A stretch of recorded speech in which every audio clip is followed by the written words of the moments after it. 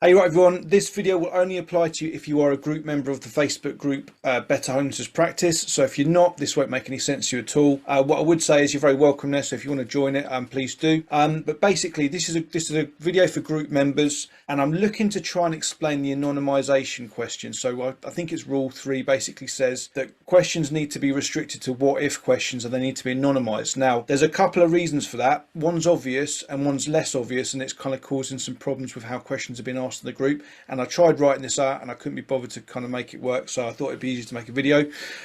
So basically, the first reason is the group is primarily designed for people who are working in the homelessness sector in some way, or working with people affected by homelessness.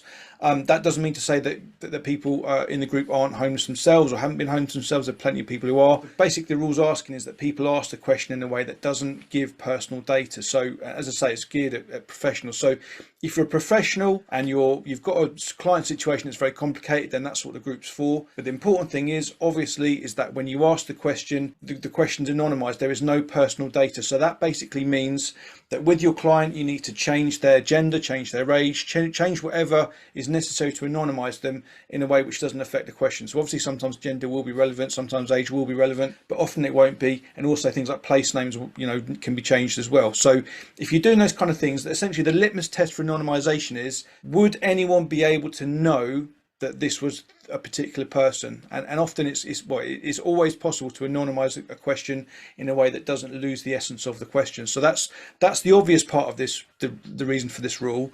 The second reason is less obvious. So, and I'll try and explain it as best I can.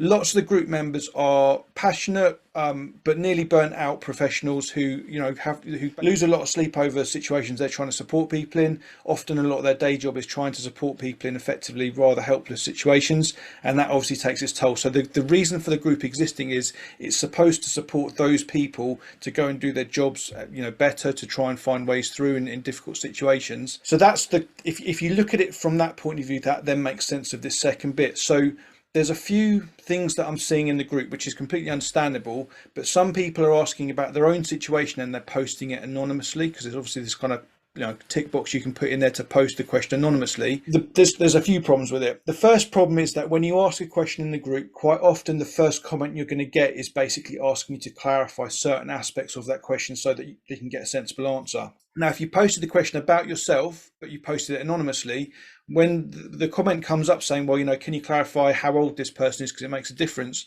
the only sensible way that goes forward is basically for you to then comment on it as yourself and say, yep, this person's 35 or whatever.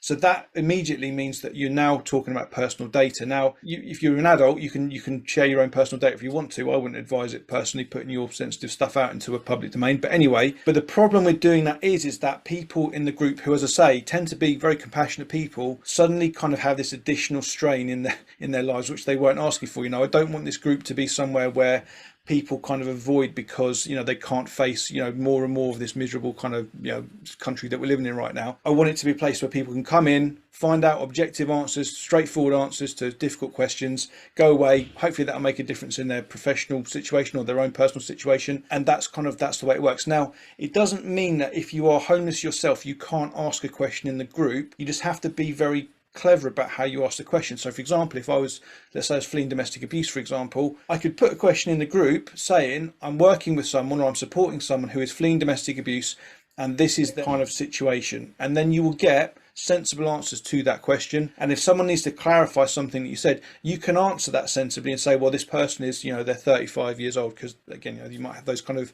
different kind of facts about the situation that mean that the answer will be able to give in a more clear and straightforward way. So that hopefully will make sense. Now, if you are a professional and you are posting the anonymous posting it anonymous, again, you kind of get this situation where you can't give a sensible, or you can't get a sensible answer to that question. So if you're a professional, just make sure the question's anonymized. As I say, just kind of change all those basic facts about the person without changing the situation, so you can get a sensible answer. Otherwise it just doesn't work, basically. I hope that makes sense. I'm sure if it doesn't, you guys will let me know. But that's the reason for the rule. So one, it's GDPR. It's you can't be putting people's private lives out on the public domain, obviously.